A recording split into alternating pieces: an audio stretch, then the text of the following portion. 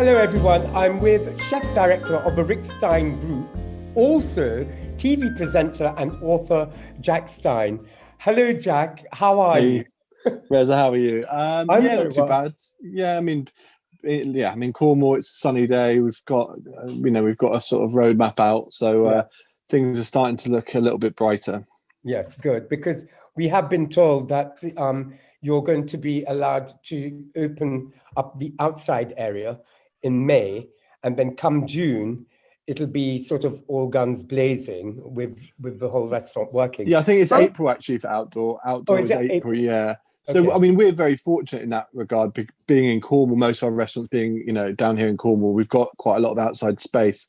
I still feel very, very like I know central London restaurants is or central city restaurants have taken such a hit over this period. I feel very fortunate really to be down here at the moment because I don't know, I've been up to London a couple of times this year and it's just hard to see how they get back on their feet until June, which is still a long time when you've got wages and you've got your supply ledger you need to try and clear as well. So yeah, we're been quite fortunate in just purely out of geography that Cornwall's been relatively low in cases throughout the whole time. So yeah, I mean, look, at the end of the day, we don't want to go have another lockdown. We want to get out of this and get out of it strongly. So let's it's the last little few furlongs to go. But I think this time I feel like we're all in a better position. We're in a better position to understand what the consumer wants. We saw last year a lot of flexibility from our consumers in terms of social distancing, eating at different times of the day. People were eating at 3, 4, 5 o'clock just to get a table. So I'm fairly confident we've got the experience now to manage it quite well. I do think there's going to be phenomenal demand. I mean, the international travel sector is not going to be strong, although I think there will still be people prepared to travel internationally with the vaccine and everything. But I just still think the domestic tourism is going to be strong.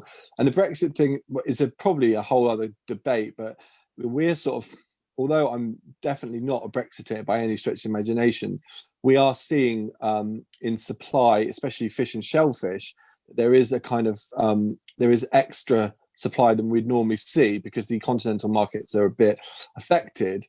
So obviously Rick is quite keen to urge us to eat more British fish, and reduce that reliance on the EU. Now, that having said that, I'd trade all of that for a purple passport today. I'm not happy about it at all, but it's kind of, we've got to get on with it. And as a fish restaurant, it is a silver lining. And then there's not many of them where Brexit's concerned at the moment. So yeah, there's a few things to unpack, I guess, in that when we reopen. But again, I just feel that this whole period, especially, I mean, pubs will do really good trade. Everyone just wants to go to the pub. That's like British people they're just gagging for a pint, even though they've been drinking probably too much at home. But I feel like the industry is going to be well supported because it was every time we reopened before. Because also I know that in the lockdown in April, you were actually supplying all your surplus food to the NHS. You did 300 curries or something, which you did. We did all sorts of stuff. It was a lot of restaurants did the same thing, and I think it was just a question. When we first closed down, we had a lot of stock, so we didn't want to throw it away. So it made sense to partner up with some. So we partnered up with like the Felix Project, but it's another group down here, and that were doing the school children's meals, and we were doing 4,000 or 5,000 of them a week in my old school, actually, where I used to go to school. We took over their kitchen with some friends of ours, and then the NHS stuff again, and the local kind of people who were shielding. It just made sense. We had stock to use. We could make big batches of soups and all sorts of the curry we had on. And Mum and Dad just said, "Look, we'll just take some of it, use some of the stock. We don't mind, it's So yeah, we did all that, and it was, again, we were quite lucky down here in Cornwall. We didn't. The hospital was never too overrun. It was just a way of saying thank you. We went up there for 3 or 4 weeks in a row just to say thank you. And but yeah, it was all just stuff that, again, not just us. Paul Ainsworth was doing stuff. Everyone, all the restaurants that were trying to just help. Again, like we weren't. We were. When you stop work and you're used to working the hours like we work, it's you can't just sit around on your thumbs all day. It's quite. So we were just, So it was a really nice period, actually, real nice for our local community and the social side. And our business is often seen as a bit of an evil empire in some parts of Cornwall because they think we've taken over. But actually, give something back like that to people's grandparents, I think was really good for us, and it made us feel really good. Yes, because also given that you were gearing up for Christmas and New Year, did the same thing apply? Because of course you must have made provisions of getting more stock. So when the government again said there was another lockdown, what did you do with the surplus? Did you do exactly the same thing? Yeah, well, the second time around, it's the first lockdown was just before Easter, so we'd been gearing up production of all of our kind of stuff for the chip shop and curries and stuff in our central production unit for like the whole of January, February, basically. Whereas this time we kind of knew it was coming. It was, we as a business, when you hear stories and you hear leaks come out of the government, and that actually most of the times they've been quite accurate. So the first time we were just, no one knew what was going on, so it was kind of like, but the second time we'd kind of hadn't pre-bought too much stuff. And also the fish markets do tend to close between Christmas and New Year anyway, so it wasn't as big of an issue. We sort of supported some other people doing stuff for the community in that period, but not the same scale. Yeah, because also, you've been doing takeaways too. You've only just started your full Cornish meal box. How's that going for you? I mean, it's insane. I mean, again, we started off thinking we'd do 50 to 100 boxes a week, and we're doing 10,000. I think lots of people are doing them. I think for us, we're obviously fish and shellfish. I think people kind of are a bit scared of fish and shellfish, getting it fresh. They're kind of scared about scales and guts and whole fish, and they actually want somebody to show them how to do it. And the old man's been doing that for 20 years on TV. So people are very, they trust our expertise, the chefs that make it down here, and it's been amazing. I mean, as a source of income for people like Coombs Head Farm, Tom Adams' place. His baker. Ben, he's been doing 700 or 800 loaves for us a week, which is, when all of his restaurant trade's gone, it's just been a great lifeline. And our butcher, our breakfast butcher, he's run out of sausages and bacon, which is good because he's, saying, and then when it comes to fish and lobsters, we just can't get enough. So it's meaning that the fishermen, the butchers, the bakers, everyone that we use is getting a source of income, which is really, really good. It's better in some ways for them than their trade's been better this time of year than it would be normally, because they're furloughed a lot of staff, but they're just producing one or two items. So it's been amazing. Like, we hope it continues. We're not sure what's going to happen with the market, but I know that I've been ordering, I've had hoppers, I've had Bocca di Lupo, I've got St. John box coming. It's when I can't get to London at the moment, I miss those restaurants. And in some ways it's a gift, it's a great gift for somebody, because it is, it's a bit like, if you're not a great cook, you can produce really good quality food with these boxes. And I do a Channel 4 show with Steph McGovern, she's the host. She's not a cook at all. And she had a box over Christmas and was just it made her feel like she could cook. And I think that's a really nice thing. And people share it all on Instagram and this, that, and the other. So it's really kind of really positive.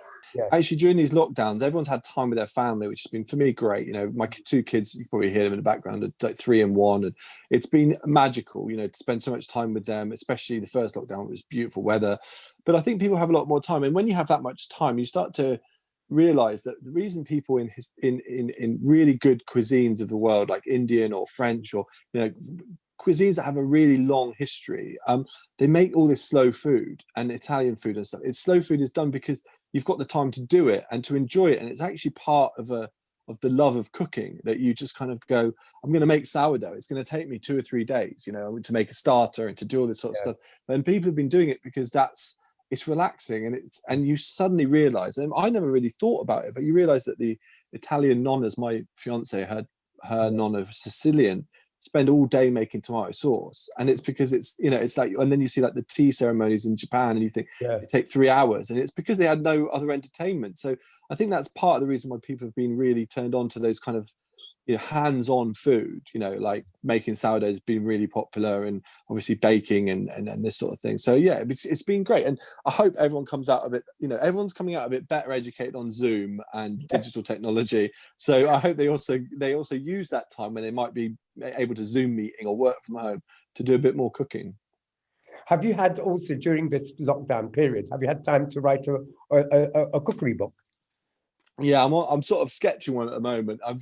again, because of the Rick Stein at home boxes, we've been so busy. I mean, booking in night shifts and stuff like that. So it's kind of, we're really trying to focus on that while we're still in lockdown, trying to get it right.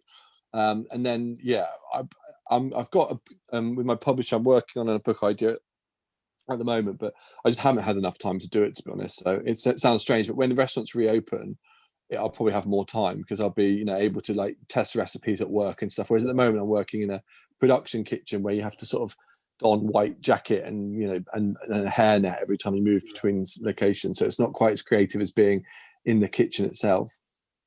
Gosh, actually, I have talking of what's been going on, and recently I know there's been a bit of a terrible brouhaha regarding your insurance claim. Any updates on that? Yeah, I mean, look, everybody who took out business interruption insurance will have their own story to tell on this one. We took out a policy with some very flimsy wording, and we are right in the middle of it at the moment. It's, there's the rulings from the FCA. There's been a lot of stuff that's come around Hiscox and other firms. So at the moment, we haven't got there yet, but we're not on the no pile at the moment. So we're sort of still talking. Again, it's, insurance companies don't want to pay out. I mean, that's the part of their job. I mean, that's their business, that they insure you, but they will try and find ways not to pay out. And I think, it's left a bit of a sour taste in everyone's mouth, I think, but we're, I think, in a better position than most. But again, I mean, if that product was available for sale again, I don't think anyone's going to bother buying it because it's, it's a waste of, considerable amount of money per year. You're talking, the best part of 50 grand a year. So it's not cheap.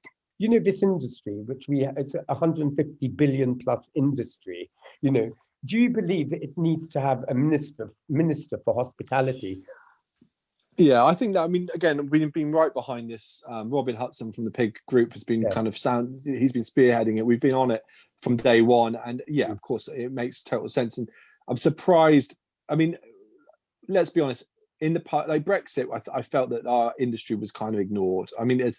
As much as, whatever I say, you have to always say on top of that, the NHS is way worse than us because of the amount of European workers they have. But Brexit seemed to ignore our industry completely. And I think that had we had a hospitality minister, we would have had better communication, better planning, about how we're going to, look, Brexit's happened, but it's more about the people we've got working for us right now who are from Europe, who at some certain points in the Brexit debate and the Brexit kind of thing, they didn't know what they were going to do. They didn't know if they'd go back to their country. They didn't know if they were going to be, and it was just, we were just treated badly. I think during COVID, I would say that the Chancellor has, by and large, done okay for us with furlough and everything like that. I'd say, I'd give him a 7 out of 10, in terms of being, keeping the furlough going, re-establishing it when we were back locked down, and this, that, and the other, and also changing from that kind of job retention one that they had planned back to furlough when it became clear the cases were going up. But I think a hospitality minister makes a lot of sense because our industry supports so many others. When you've got things like farming, agriculture, fisheries, these industries are massively supported by hospitality because of the produce we use. And also, you look at like the other issues around, workers' rights, all that sort of stuff, working time directives. These things are really important to us as owners and operators of restaurants. So it made perfect sense, and I'm very surprised they didn't do it. I really am. I can't fathom it. But we'll keep banging the drum and hope it gets over the line one day. If all goes well from June, will there be a Padstow Food Festival this year? Good question. I think again that was cancelled last year in August. So I think they'll probably wait until August before. Hopefully it goes ahead because, as you well know, it's a great time and it's the kind of thing people really look forward to. And it would be, I think if Reading and Leeds Festival are going ahead, that suggests that people are going to have quite a lot of confidence in that sort of thing. And it's outdoors. It's all in. We're not packed into a auditorium or anything, so I'd imagine it would. I hope it does, because it would really just signal things are back to normal.